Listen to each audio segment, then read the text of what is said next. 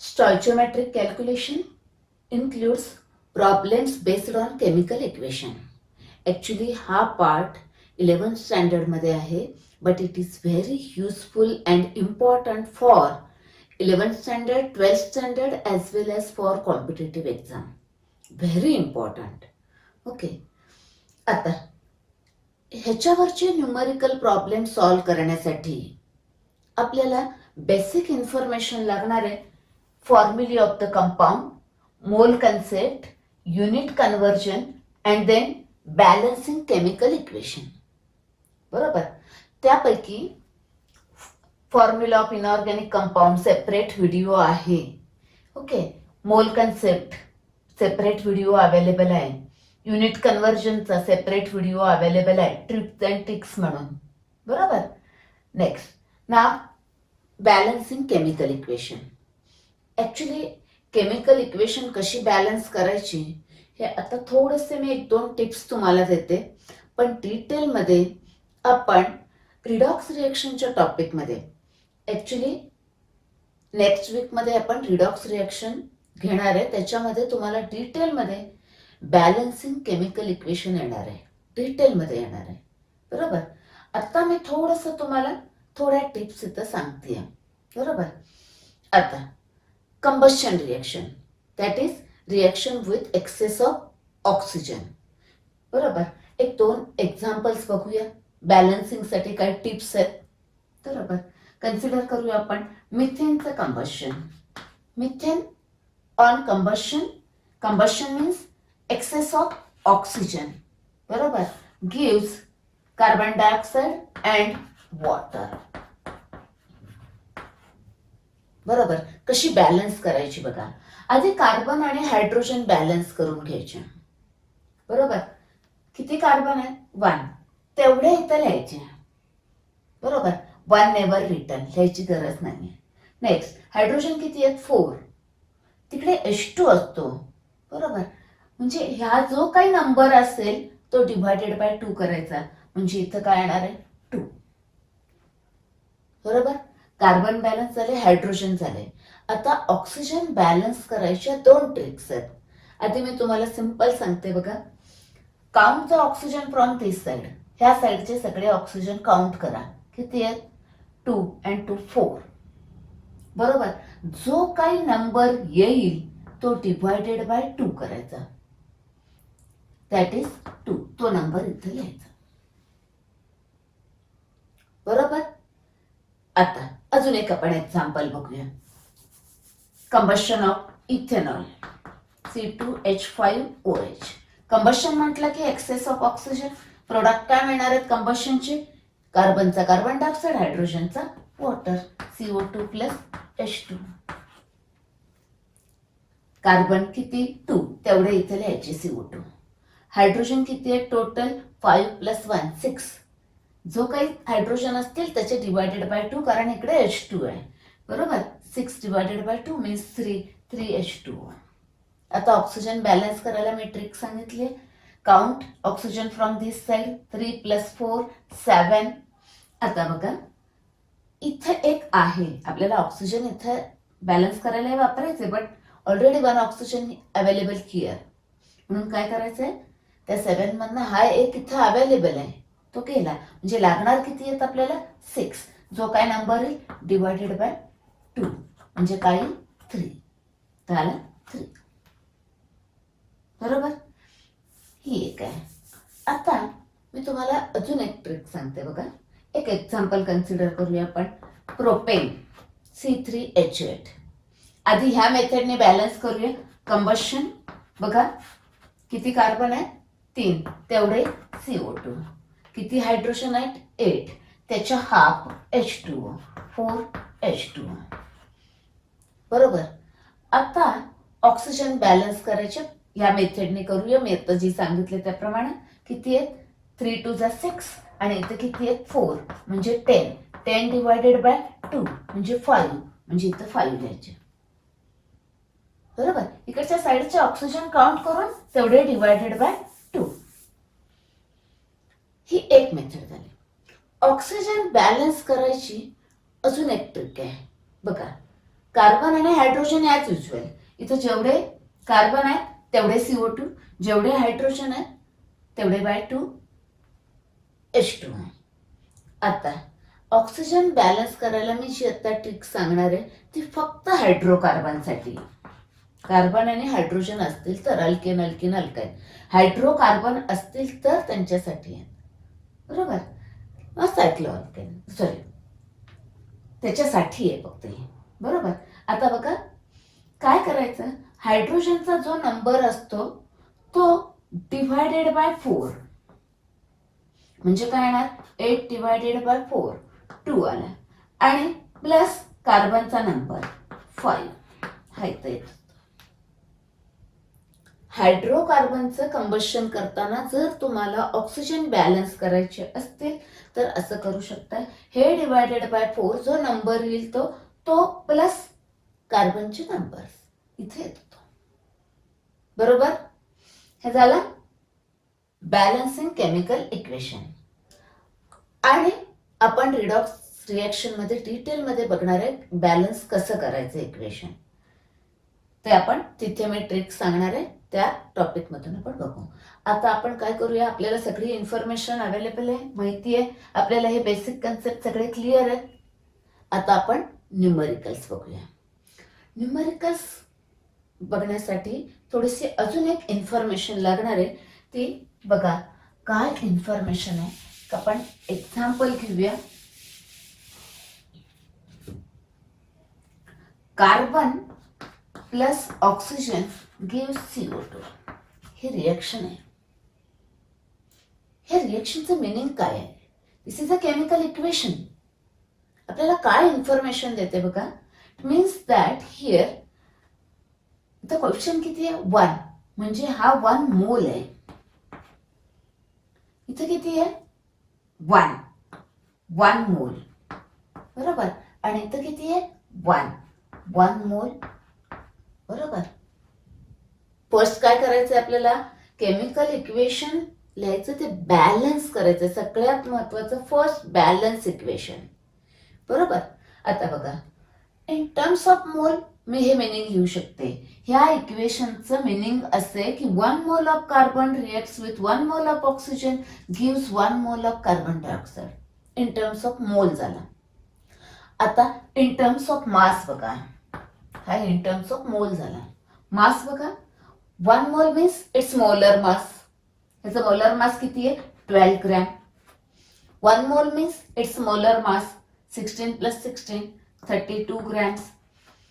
1 mole means here 1 mole means here 12 plus 32 that is 44 gram. म्हणजे आपण असंही म्हणू शकतोय की 12 gram of carbon reacts with 32 gram of oxygen gives 44 gram of carbon dioxide in terms of mass. You know the law of conservation of mass. इकडचा मास आणि इकडचा mass same असायला पाहिजे. ओके. नेक्स्ट आता इन टर्म्स ऑफ व्हॉल्यूम पण बघू आपण आणि इन टर्म्स ऑफ पार्टिकल्स पण बघूया.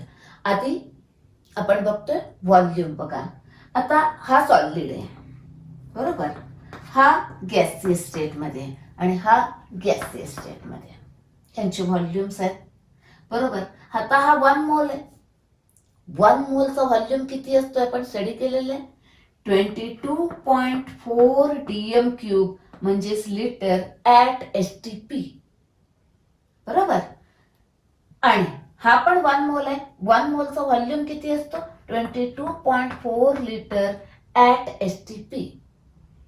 म्हणजे मी असं पण म्हणू शकते की 12 gram of carbon reacts with 22.4 litre of oxygen at STP gives 22.4 litre of carbon dioxide.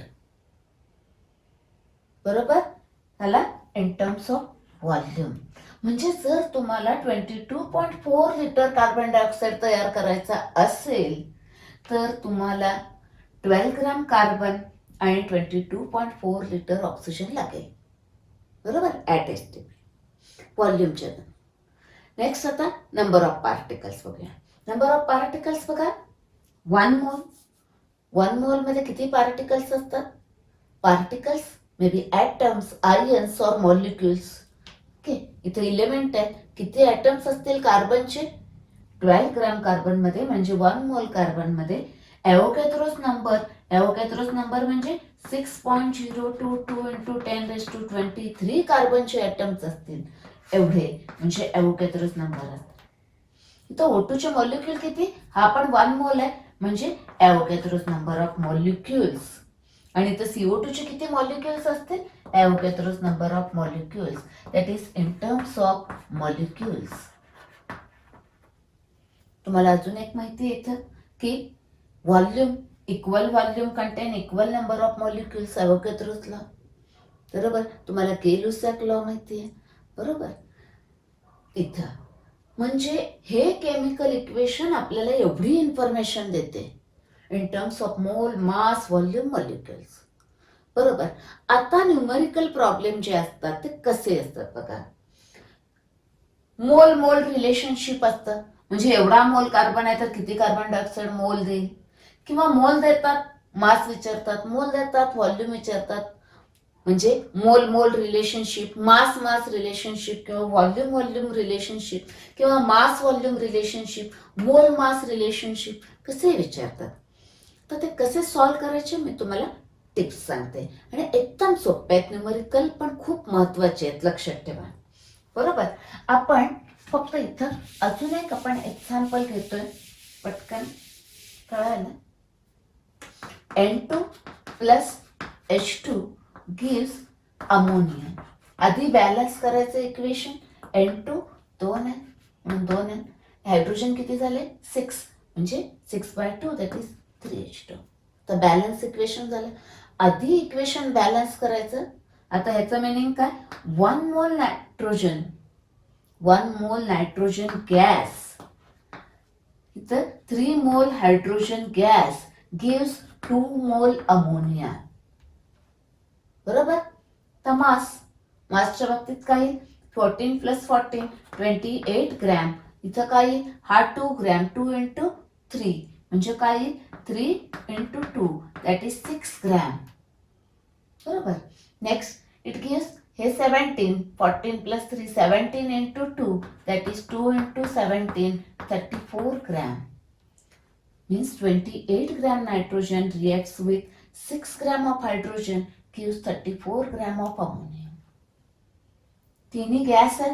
व्हॉल्यूमच्या बाबतीत काय येईल बघा. इथं हा 1 व्हॉल्यूम, हा 3 व्हॉल्यूम, हा 2 व्हॉल्यूम म्हणजेच काय? Equal volume contain equal number of particles ते आहे. पण इथे बघा अजून आपण काय करू शकतोय. 1 मोलचा व्हॉल्यूम किती असतोय? 1 मोलचा व्हॉल्यूम असतोय 22.4 लिटर. हे 3 व्हॉल्यूम आहे म्हणजे 3 इंटू 22.4 लिटर.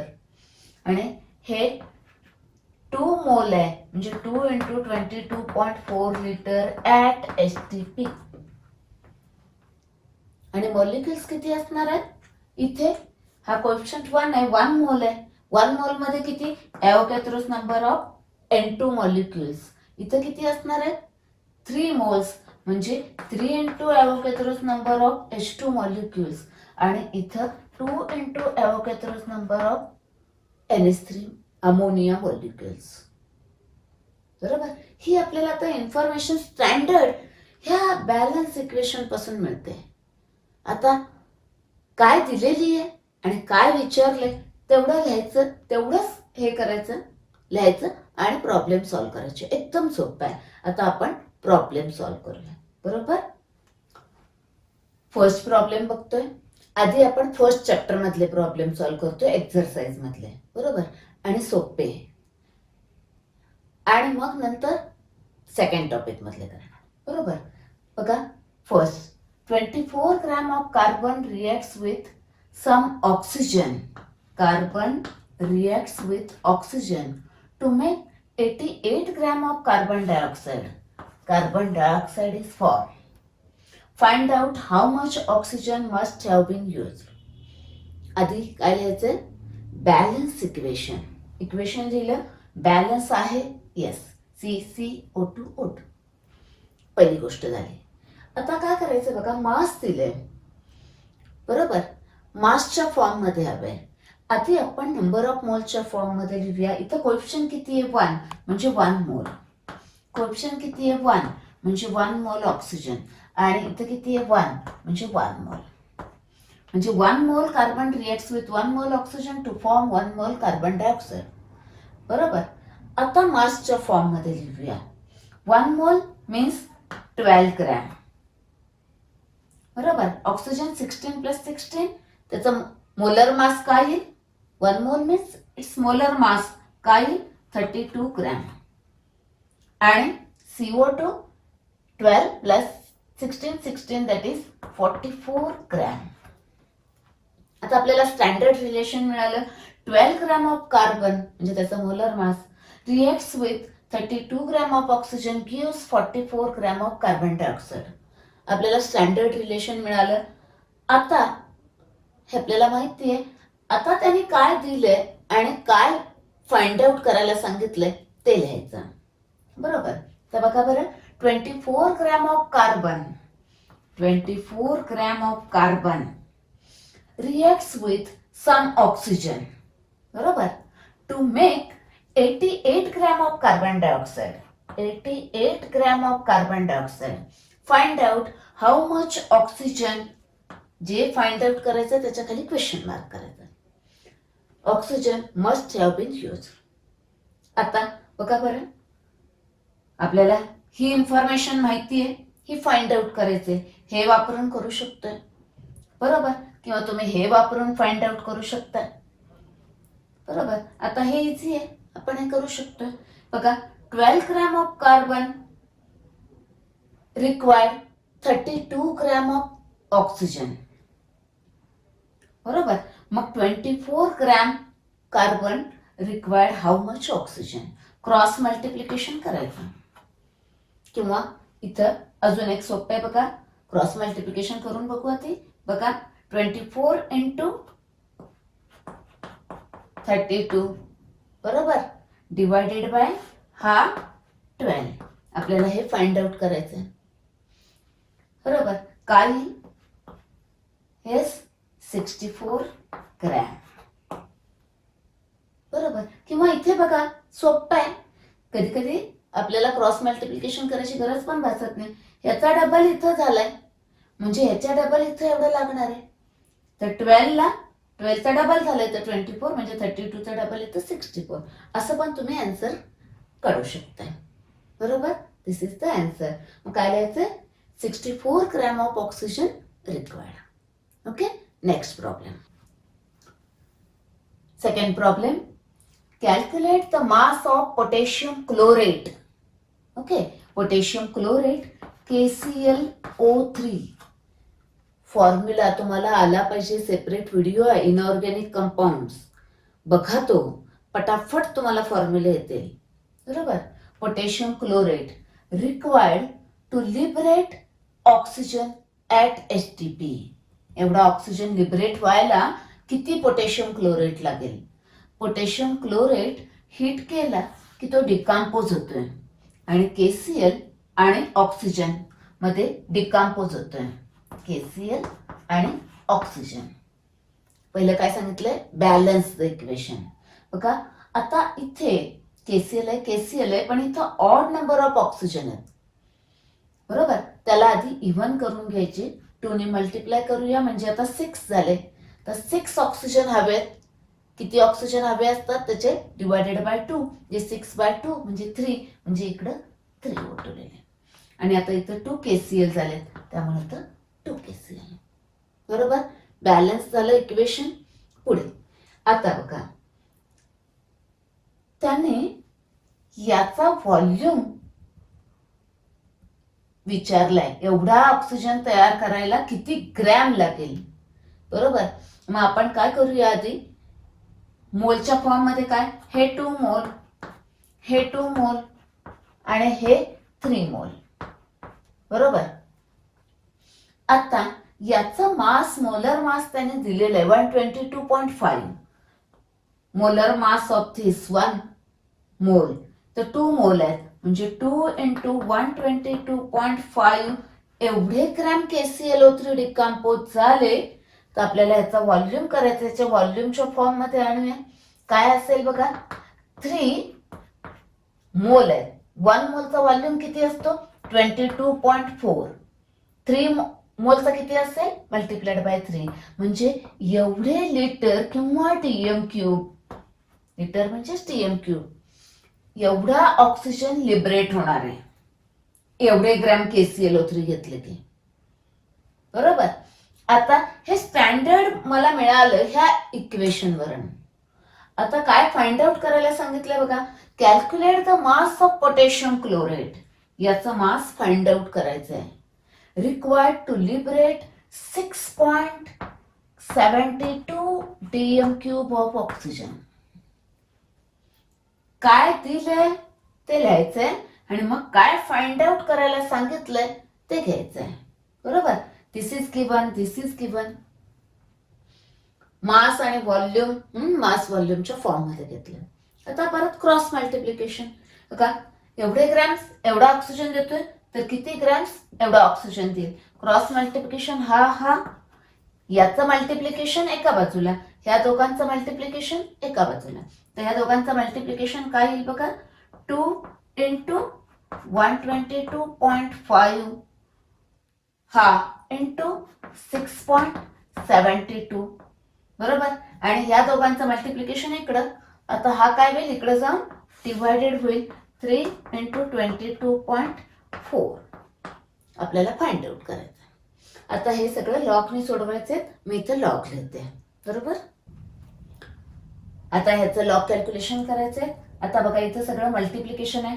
याचा लॉग हा, याचा लॉग हा, याचा लॉग हा. बरोबर. ह्या सगळ्यांची सम केली, ऍडिशन केली. बरोबर. आता याचा लॉग इथे आहे, याचा लॉग इथे आहे, ह्या दोघांची सम केली, ऍडिशन केली. बरोबर. आता इथे डिव्हिजन आहे ना, म्हणजे ह्यांच्या लॉगची बेरीज ही आली, ह्यांच्या लॉगची बेरीज ही आली. आता हे मायनस हे करायचंय. बरोबर. हा आला. आता ह्याचा अँटीलॉग, ह्याचा अँटीलॉग हा आलाय, इथं आला.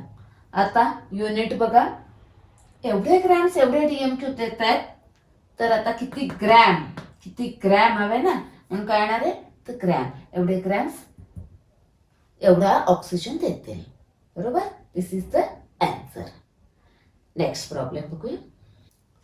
नेक्स्ट प्रॉब्लेम बघा, calculate the mass of sulphur dioxide produced by burning 16 gram of sulfur in excess of oxygen in contact process. Contact process एक सल्फ्युरिक ऍसिड तयार करायची प्रोसेस आहे. त्याच्यामध्ये ही एक स्टेप आहे. काय बघा, sulphur reacts with access of oxygen gives sulphur dioxide. पहिल्यांदा इक्वेशन लिहायचं, ते बॅलन्स करायचे, आहे बॅलन्स. नेक्स्ट, आता नेहमीप्रमाणे हा इथं कोएफिशियंट काय आहे, 1 मोल सल्फर रिएक्ट विथ 1 मोल ऑक्सिजन गिव्स 1 मोल सल्फर डायऑक्साइड. बरोबर. तर मासच्या फॉर्म मध्ये याचा मोलर मास 1 मोल म्हणजे त्याचा मोलर मास 32 ग्रॅम, ह्याचा मोलर मास 16 + 16 32 ग्रॅम, आणि ह्याचा 64 ग्रॅम आहे. मीन्स 32 ग्रॅम सल्फर जर बर्न झाला तर 64 ग्रॅम सल्फर डायऑक्साइड मिळतोय. तर त्यांनी काय विचारलंय, 16 ग्रॅम जर सल्फर बर्न केला then how much sulphur dioxide is form. बरोबर. क्रॉस मल्टिप्लिकेशन, हे आणि हा किंवा सोपं मग अशी सांगितलं तसं बघा, याचा इथं हाफ झालाय. बरोबर. म्हणजे याचे हाफ लागतील इथं 32 ग्रॅम, किंवा क्रॉस मल्टिप्लिकेशन केलं तरी चालेल. 16 इंटू 64 डिवायडेड बाय 32. आन्सर काय, 32. बरोबर. आता काय युनिट काय येणार आहे इथे, ग्रॅम. युनिट कन्व्हर्जनचा सेपरेट व्हिडिओ आहे, तो जरूर बघा. बरोबर. नेक्स्ट प्रॉब्लेम बघूया. आता पुढच्या टॉपिकचे बघतोय. तर नेक्स्ट प्रॉब्लेम आता दुसऱ्या टॉपिकचे एक्सरसाइज आहे. What weight of calcium oxide will be formed on heating 19.3 gram of calcium carbonate? बरोबर. कॅल्शियम कार्बोनेट आहे, त्याला हीट केलं की कॅल्शियम ऑक्साईड आणि CO2 तयार होतं. बरोबर. आता आधी बॅलन्स इक्वेशन एस लिहिलं, मग कोएफिशियंट बघा 1 मोल 1 मोल 1 मोल वेटच्या फॉर्म मध्ये. आता तुम्हाला यांचे ॲटॉमिक मास दिलेले असतात एक्झाम मध्ये. 40 प्लस 12 प्लस 16 16 16 यांची सगळ्यांची ऍडिशन केली की 100 ग्रॅम, म्हणजे molar mass of this 100. 40 plus 16 56, 12 plus 16 plus 16 44. तुम्ही इकडं बाजूला ते ऍडिशन करून घेऊ शकता. बरोबर. बघा आता, म्हणजे 100 ग्रॅम ऑफ कॅल्शियम कार्बोनेट जर मी हीट केलं तर 56 ग्रॅम ऑफ कॅल्शियम ऑक्साईड मिळतो आपल्याला. आता हे आपल्याला स्टँडर्ड माहिती आहे. What is given? 19.3 gram of calcium carbonate heated, then how much calcium oxide is formed. हे माहिती आहे, हे फाइंड आउट करायचं आहे. ही इन्फॉर्मेशन आहे. Cross multiplication. बरोबर. हे इंटू हे, तर लिहिलं हे इंटू हे. आता हे इंटू हे, म्हणजे 100 ग्रॅम इंटू क्वेश्चन मार्क. 100 तिकडे गेला. बरोबर. आता log of this plus log of this, ह्या दोघांची लॉगची ऍडिशन ही आली, मायनस लॉग ऑफ दिस हे आलं, आणि त्याचा अँटीलॉग हा आला. हे आता युनिट बघा, ग्रॅम, म्हणून तर काय येणार आहे? ग्रॅम. तुम्ही असंही करू शकता, ह्या दोघांच्या लॉगचे ऍडिशन करायचं, त्याचा अँटीलॉग बघायचं आणि डिवायडेड बाय 100. 2 डेसिमल पॉईंट 2 डिजिटनी मागे घ्यायचं तरी चालतं. बरोबर. This is the answer. Next problem. एक खूप छान प्रॉब्लेम आहे बघा. The hourly energy requirements of an astronaut can be satisfied by the energy released when 34 gram of sucrose. Sucrose म्हणजे आपण खातोय ती साखर, sugar, cane sugar, okay, table sugar, are burned in his body. Okay. How many grams of oxygen would be needed to be carried out in a space capsule to meet his requirement for 1 day. बरोबर. आधी सुक्रोजचा formula म्हणजे हाय C12H22O11. एक glucose आणि एक fructose combine करायचं आणि water remove करायचा, म्हणजे C6H12O6 2 वेळा, आणि वॉटर ऍडिशन करायची दोघांची आणि एक वॉटर रिमूव्ह करायचं. बरोबर. हा आहे आपला सुक्रोज. सुक्रोजचं कंबशन केल्यावर काय मिळेल? CO2 आणि वॉटर. तर बॅलन्सिंगची ट्रिक मी सांगितली बघा, इथं वापरतोय आपण. आता जेवढे कार्बन तेवढे CO2, जेवढे हायड्रोजन आहेत त्याचे डिवायडेड बाय 2, कारण इकडे H2 असतोय, म्हणजे 11. बरोबर. आता ऑक्सिजन बॅलन्स करायला मी तुम्हाला ट्रिक सांगितलेली आहे. इथं किती झाले बघा, 24, आणि हे 11 म्हणजे 35 झाले.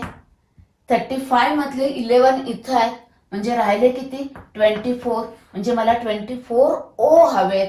जो काय नंबर येईल त्याचं डिवायडेड बाय 2, कारण इकडे O2 आहे ना, म्हणजे इकडे आला 12. बरोबर. हे इक्वेशन बॅलन्स झालं. आता आधी ह्या फॉर्म्युला आपण मोल फॉर्म मध्ये, हा 1 मोल तर हा 12 मोल ऑक्सिजन लागणार आहे. आता आपल्याला हे 2च लागणार आहेत, त्यामुळे आपण हे 2च कन्सिडर करूया. मग 1 मोलचं ह्याचं मोलर मास फाइंड आउट करायचंय. 12 इंटू 12 22 आहे, एकाचं 1, 11 इंटू 16, हे सगळं कॅल्क्युलेट केलं की हे मिळतं. It is a molar mass of sucrose, म्हणजे 1 मोल म्हणजे 342 ग्रॅम ऑफ सुक्रोज. बरोबर. हे 1 मोल म्हणजे 32 ग्रॅम, 12 आहे, 12 इंटू 32 ग्रॅम, म्हणजे मला 1 मोल sucrose means 342 gram of sucrose जर बर्न करायचे असतील, त्याचं कंबशन करायचं असेल, तर मला एवढे ग्रॅम ऑक्सिजन लागते. बरोबर. आता त्या ॲस्ट्रोनॉटला एका तासाला एवढा सुक्रोज बर्न करायला लागते एनर्जी मिळवायला, एका तासाला. आता एका डेला किती लागेल? 1 डे दॅट इज 24 आवर्स. आपण ते आधी फाइंड आउट करूया. 1 आवरला 34 ग्रॅम कंबशन करावं लागतं. मग 24 आवर्सला किती? परत क्रॉस मल्टिप्लिकेशन, हे इंटू हे, याचा लॉग, दोघांची बेरीज, हा आला, हे आला. म्हणजे एवढे सुक्रोज त्याला बर्न करायचे आहेत एका दिवसाला. एवढे सुक्रोज बर्न करायला एवढे ऑक्सिजन लागतात. आता त्याला एवढे सुक्रोज बर्न करायला लागतील त्याची एनर्जी सॅटिस्फाय करायला. Means 816 gram. तर 0.0 लिहा. तर ग्रॅम करायला किती ऑक्सिजन लागेल? क्रॉस मल्टिप्लिकेशन परत, हे इंटू हे लिहिलं. नंतर हे इंटू हे, त्यातला हा तिकडे गेला, हा, याचा लॉग इथे, याचा लॉग इथे, याचा लॉग इथे, ह्याची ऍडिशन केली, मायनस याचा लॉग, त्याचा अँटी लॉग बघितला, हे मिळालं. बरोबर?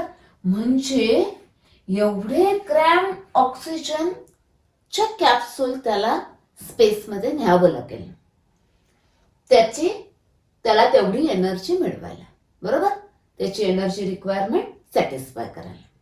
बरोबर? अजून तुम्ही न्यूमेरिकल सोडवा. तुम्हाला काही डाऊट असतील तसं कमेंटमध्ये लिहा, मी तुम्हाला न्यूमेरिकल सॉल्व्ह करून देते. अशा टाईपचे न्यूमेरिकल्स कॉम्पिटेटिव्ह एक्झामला सुद्धा असतात. बरोबर?